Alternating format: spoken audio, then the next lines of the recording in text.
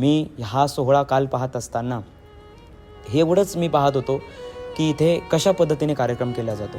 सर्व फॅमिली माझ्याबरोबर जे मावळे आहेत इथे उपस्थित, मी मावळेच म्हणेल, ही वर्दी जी अंगावरती आहे अजूनही ते ऑन ड्युटी आहेत. ते असं आहे की ते बॉर्डरवरती आहे असं मी मानतो. ते अजूनही ऑन ड्युटीसारखं कार्य करत आहे.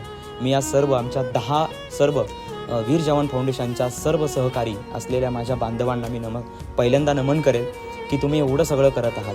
हे सिव्हिलियन एक वेगळा विषय आहे, परंतु आज या फील्डमध्ये येऊन एवढं सगळं करत असताना कोणी पोलीस आहे, कोणी डॉक्टर आहे, यामध्येच पेशामध्ये वेगवेगळे भूमिका आहे, पण आज त्यांची एकच भूमिका आहे की या देशाचा जवान. फार मला आनंद वाटला इथे आल्याच्या नंतर आणि खरंच प्राऊड वाटतंय. एकच सांगेल, या जगतात भरपूर करोडपती, अब्जापती व लोक असतील, धनाढ्य लोक असेल, परंतु ते कुठे घडलं पाहिजे हे जर कुणी आदर्श द्यायला पाहिजे तर ते वीर जवान फाउंडेशनकडनं आदर्श घ्यायला पाहिजे. आज सगळे जगतायत, सगळे जीवन जगतायत, पण गेल्याच्या नंतरसुद्धा त्यांना पैशाची नाही, त्यांना आधाराची गरज आहे. हे आम्हाला इथे आल्याच्या नंतर वीर जवान फाउंडेशनकडनं कळालं. खूप सगळ्या गोष्टीमध्ये धावपळ करतात सर्व लोक आणि खूप व्यवस्था, म्हणजे खूप व्यवस्थेच्या बाबतीत तर बघायचंच नाही.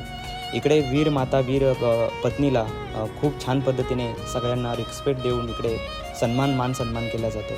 तर आनंद वाटतो की एवढा सगळा कार्यक्रम महाराष्ट्रात होतो. माझी महाराष्ट्राला एक अपेक्षा करेल मी की पूर्ण महाराष्ट्राने पुढच्या वर्षीला हा कार्यक्रम ज्यावेळेला येईल त्यावेळेला कोणाला निमंत्रण मिळेल ना मिळेल, जसं तुम्ही त्या ठिकाणी एखाद्या जवानाच्या अंत्यविधीला सगळे येतात, मग त्याच्या सन्मानाला सुद्धा तुम्ही त्यावेळेला हजर व्हायला पाहिजे.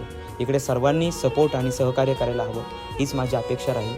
आणि येणाऱ्या कालावधीमध्ये वीर जवान फाउंडेशन हे सर्वोच्च सन्मान देणारं एक फाउंडेशन आहे महाराष्ट्रातलं. या फाउंडेशनच्या पाठीमागे आपण सर्व, आर्थिक बळ असेल, सामान्य बळ असेल, मनुष्यबळ असेल. मी तर आल्यानंतर एवढंच म्हटलं की मला इथे सेवा काय करायला मिळेल, तर माझ्यासाठी सेवेसाठी काही उरलेलं नव्हतं. बस माझ्याकडे एवढंच होतं की मी सगळा सोहळा मी इथे पाहत होतो आणि खूप सारा आनंद वाटला. एक अनुभवी आणि एक अनुभव घेऊन मी आपल्या सर्वांना सांगतो की महाराष्ट्राने नक्की या कार्यक्रमाचा पुढच्या वर्षी अवश्य मोठ्या सहकार्याने आपण सर्वांनी यावं, हीच अपेक्षा. रामकृष्ण हरी, जय हिंद.